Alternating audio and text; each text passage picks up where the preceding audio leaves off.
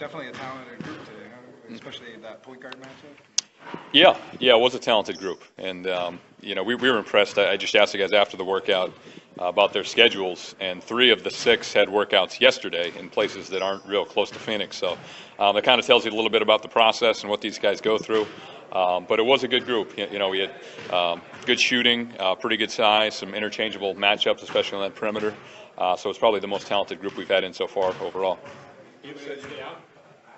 Anybody that stood out? Well, different guys for different reasons. I think, the backcourt guys, a lot of it was like the ACC All-Star game with, we had North Carolina, Notre Dame represented, Virginia, Boston College. So, guys did different things well. It was a pretty good shooting group overall.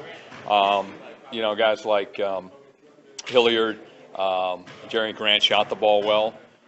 Olivia Hanlon showed off his quickness. So, and then the big showed pretty good versatility. Rashawn Holmes blocked a lot of shots. Darian Atkins, was in the right spot a lot of times defensively. He showed good physicality.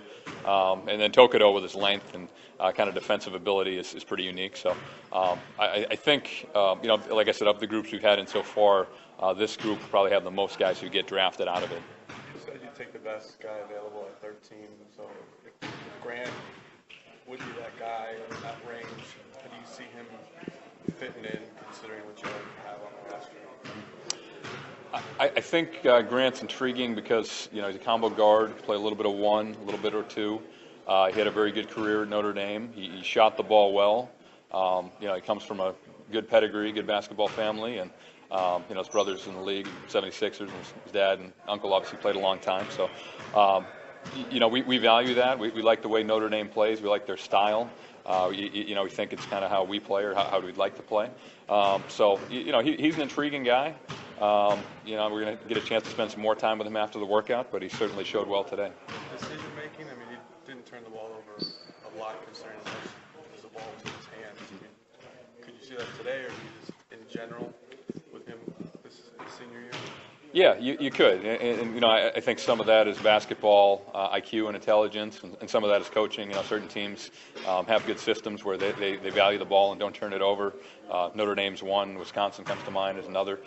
So you can see that some of their players are pretty well trained, but at the same time, a lot of it is instincts, and he made some nice passes out here today, especially in the 3-on-3 action.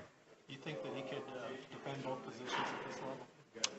I do. I do. Yeah. Size-wise, he's kind of bigger than, I guess, what you think of as a traditional 1, maybe a little smaller than a 2. But he's got decent strength, decent length, pretty good quickness. So yeah, I do. All the sort of facets of your job, how much do you enjoy this part of it, having the guys here, getting to talk to them, that kind of thing? It's fun. It's enjoyable because the process is so thorough, or I guess so involved throughout the year. For really about 10 months, our scouts travel the world. They watch film, they watch practice, they talk to coaches, they gather all kinds of information about the players.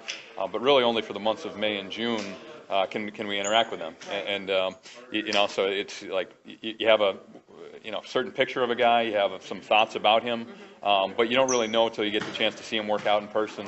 We put them through some different things out here that they don't necessarily do for their college teams, and then we get to spend some time with them.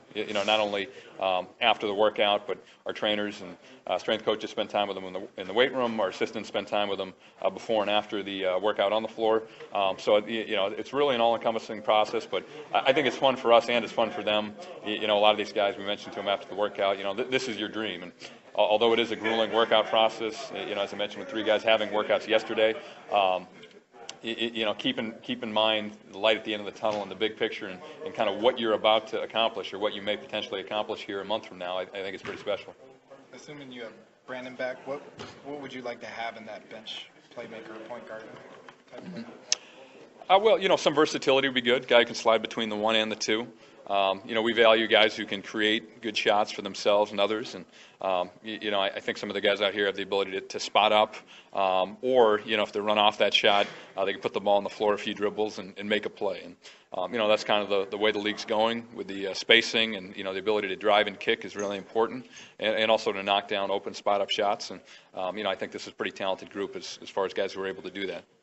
At the Combine, there was a lot of point guards who mentioned Hanlon as one of their toughest matchups. Do you think he's been a guy that's kind of overlooked from the college season?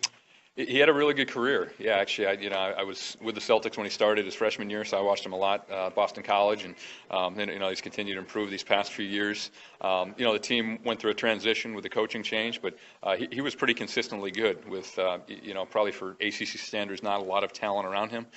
So he's an impressive kid. He's an impressive player. He showed good quickness today, and he's had the ball in his hands a lot over the past 3 years, and I think a lot of the times that helps expedite the learning curve, especially when you're playing with a less talented team, because you do have the ball and you have to make decisions under against a lot of defenses that are designed to either slow you down or try to get the ball out of your hands. So sometimes it obviously is a challenge going from the college to the NBA level, but sometimes a guy like him might see less attention at the NBA level than he did in college, just because of the players who are around him. With what Atkins did at Portsmouth, did that open up eyes, or was he someone that was kind of already on the radar for you? Yeah, I think with the Virginia guys, not just Atkins, but a few of them, their system maybe doesn't lend itself to, showing up great statistically and things like that, but they won a lot of games. And they were as good defensively as, of a college team as I've seen in a long time. Especially when they're healthy early in the year. They tailed off a little toward the end, but they got off to a great start this season, and he was a big part of their defense. I believe he was, first team all defense in the ACC, maybe conference defensive player of the year. So I think, they have so many talented guys, and their games are so low scoring, and there's so few possessions, it can be hard to single one out during the year.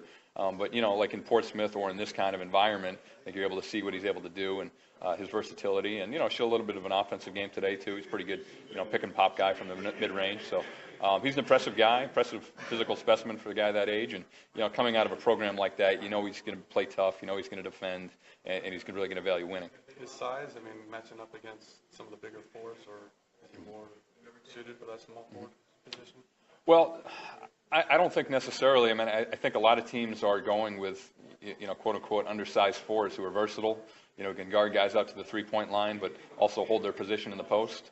So I think he's able to do that. Draymond Green's having a lot of success in that kind of role right now. He was the guy that slipped to the second round because he didn't fit the, kind of positional box, the prototypical size and length and all that. So I think he's probably more suited to be, that kind of four. Does Tokudo have to show a reliable shot to be in the NBA, or does he have already skills defensive-wise and athleticism to be there? Yeah, he does a lot of nice things. He's got good length, as you mentioned, good defensive ability, gets a lot of steals, passes the ball pretty well. You can tell he's been working on his shooting, and it has improved from what we've seen in North Carolina. But, there's still some work to do there. But, he has, I think, a willingness and the ability to be a good defender, and I think he's got to embrace that role. So, shooting is something that takes time for any of these guys going from the college line to the NBA line, and you can, like I said, you can tell he's worked on it, but, he has a lot of things and does a lot of things that you can't teach. All right. He needs a target.